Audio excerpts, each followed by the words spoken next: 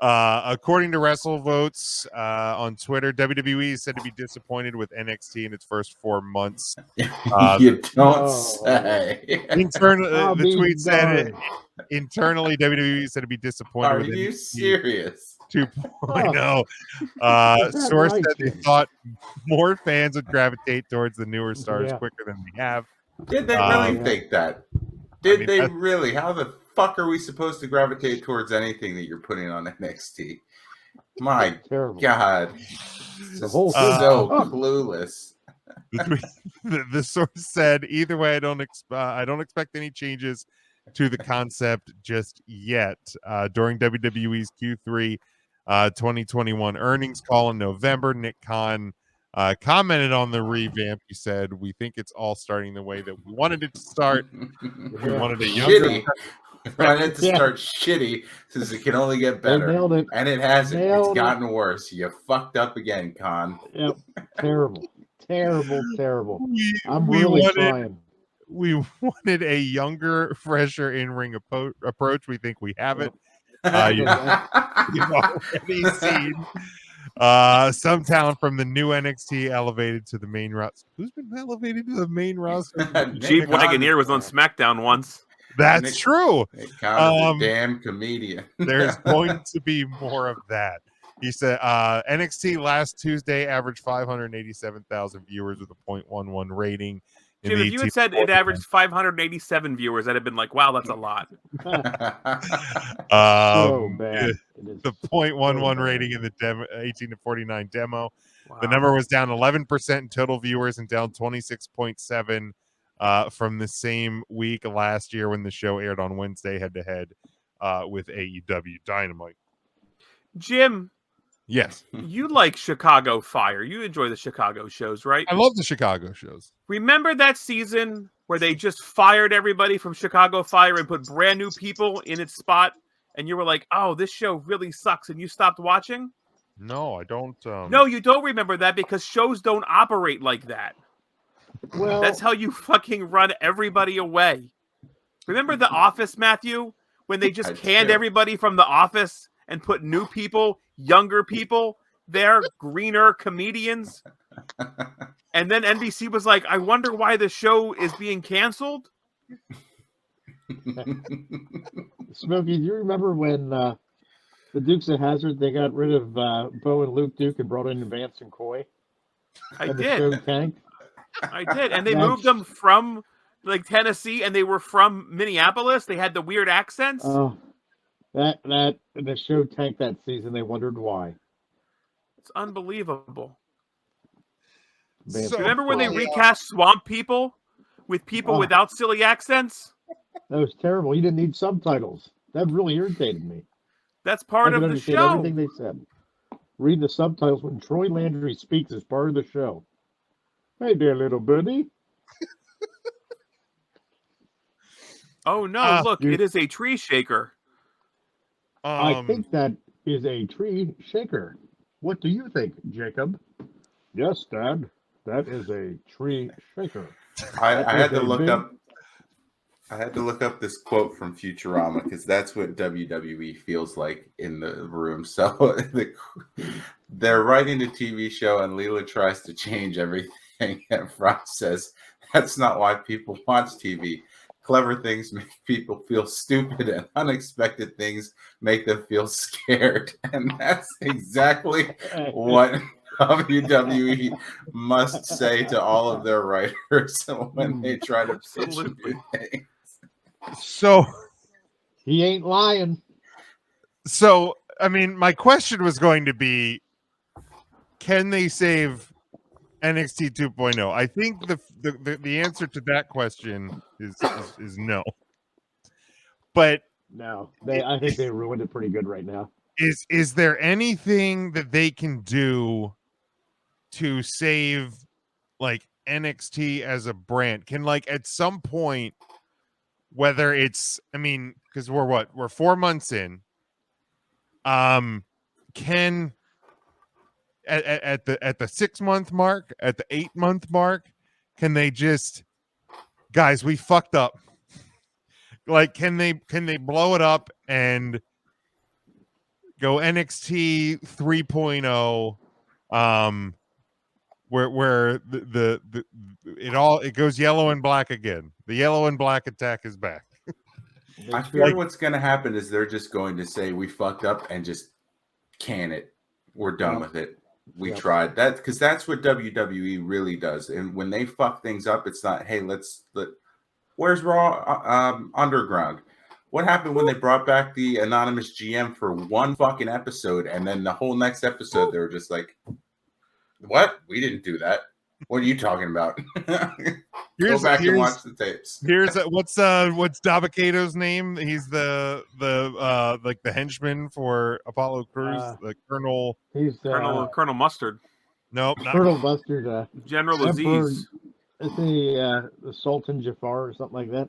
Isn't it? It is Aziz Ansari. No, it's not Aziz. Sorry, it's General Aziz. What the? Is it General General Aziz? I think Bless so. you. General Disease. A genital disease. General Aziz. He just Commander Aziz. It's Commander Aziz. Commander. Commander. Aziz Ansari. That's easy for you to say. I think the thing that's going to be really interesting to see is if when I don't know when like the next like TV rights deal with NBC Universal and so when this like current deal they have comes up, or if Jim, you just said they had a .11. What more could you want? if it gets so bad that like USA is like, we don't want this on our network anymore. Like, I mean, they have Chrisley, so it's not like the roof's that high. It's Chrisley, it's wrestling, and it's Chicago shows. Like Silk that's Stockings. Is that still a thing? I don't think that's still a thing. Oh, okay. What's that other show? Nikita Koloff, I think. La Femme Nikita. La Femme Nikita. I think if they do another old school Raw, they should put an old episode of Silk Stockings on right after. That'd be great. I'd be all just right to really that. take us back. What is their next like pay-per-view type thing? It's not beyond the St. Valentine. They're doing something at Mania, correct? Yeah, they're doing Stand and Deliver. And is that going during Mania week? I don't know if that's I don't know different what location. They can't be putting that in the stadium, right? No. That's going to probably be, because remember they did when they were in Dallas last time. Takeover was at it was at the big convention center thing where okay. right connected to where they did. So they can have this in a warehouse and it would look full then, or something, I mean, hell, if they do Stand and Deliver in Dallas, it will be the most people that will be watching an NXT 2.0 show, because there's just going to be at any time, right? That's true. So right, including the Who TV. Do you think does Nick Khan open that? And he's like, "Are you prepared?" I said, "No, are you?" Is that what he does, or how do you do the Triple H? Bruce Pritchard come out and do that? Oh my God, Brother Love is going to actually intro NXT Stand and Deliver. Boy, wouldn't that go over well? I don't know if there's going back. I used to be so excited to watch wrestling on a Tuesday night, and it is the furthest thing from my mind. I've watched, I think, 3 episodes of NXT 2.0. I watched the first one, and I feel like we all said coming out of the first one, yeah, I'll give it a shot, but we knew. I mean, I've also been podcasting every week. Yeah, that's just an excuse. We know. I mean, it's a convenient excuse. I mean, you don't podcast in the NFL offseason as much. Will you be tuning in to NXT? Well, I don't know. We know. I will probably. I'll catch it. I'll try it again. I'll try. Jim, I would think you're more likely to take up watching either basketball or soccer full time, so you can start your Tuesday podcast back up more frequently than to sit and watch NXT 2.0 every week. I think we can fast forward to the end of the football season and have this conversation, and Jim will be like, I have been really trying hard to watch a sport I don't understand rather than something I enjoy to watch. Yeah, it's to not watch NXT 2.0. I will certainly check in on it more. I mean, here's the deal. I don't like actively watch Raw every week. Right, but DVR is the thing. Do you DVR NXT 2.0? I do. I never watch it. Right, I erase it every week. Every week. I Yep. mean, Every I single haven't week. canceled the recording. if I just don't go in have, there but here's the once thing: a like, week. if I don't have Raw on my TV on a Monday night, I also don't go back and watch Raw. If I'm not watching SmackDown, I don't, because it's just gone. It's gone. Like I'm not going to try to catch up on wrestling. I'm just not. I don't have the time. I really don't. I really don't. So like if I miss the show live, I'm not watching. And that's with anything. Like Raw's usually, because Monday nights I'm prepping a huddle up, so I have Raw on the TV while I'm doing it. So I don't watch NXT Tuesday because I'm podcasting. Right. Wednesdays I'm prepping this show while AEW's on.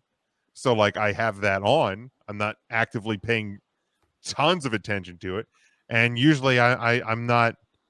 I couldn't tell you the last time. I actually watched a little bit of SmackDown last week. That was the first time I had probably checked in on a SmackDown in a little while. So like it just, because it's way too easy to be able to catch up on the things that I missed online, that I'm just not going back and watching it. That's fair. Is that a fitted WWE hat? It is. It is. So I'm more interested to see if NXT 2.0 survives on USA than I'm interested in watching NXT 2.0.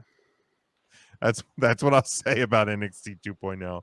I don't, and like the saddest part about it is I think the change to like having a younger roster and developing like talent that they could eventually see making it to the main roster is smarter and possibly more sustainable than what they were doing before, because when they were just doing kind of like hoarding indie talent, I don't know that there was ever a like thought or a plan to, yep, all of these guys are going to be main roster stars.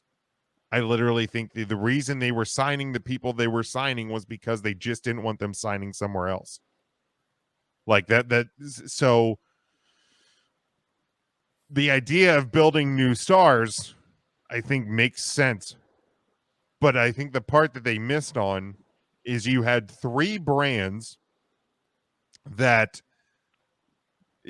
all three brands could have been sustainable if you wanted to give them the effort.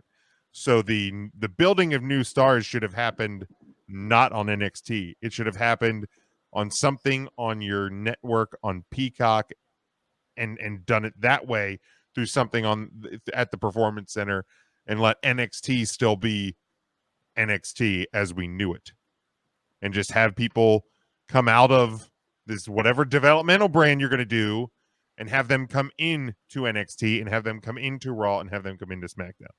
I think that's where they screwed up.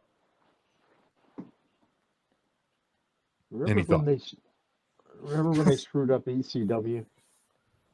Yes. ECW came back, and then they had a few of the people that you knew, like the Sandman and Tommy Dreamer. And then they started bringing in people, and it's kind of like NXT 2.0. So maybe we're just learning like WWE maxes out at two brands. Like when you're trying to do the third brand thing, it just doesn't. I think Mark has a great example there. I think everybody hears NXT and assumes like it's the black and yellow brand, and this is the 2.0, which is exactly what WWECW ended up being, where it's like, oh, this is a really bad shell of itself, and we may have a few wrestlers from what we remember, Tommaso Ciampa, Pete Dunne, things like that, but this is rough. Tomato chips.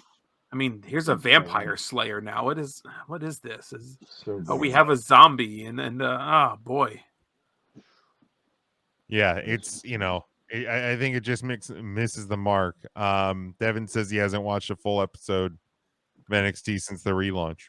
you're lucky. Yeah, I You're lucky. I know a lot of people who are in that same boat.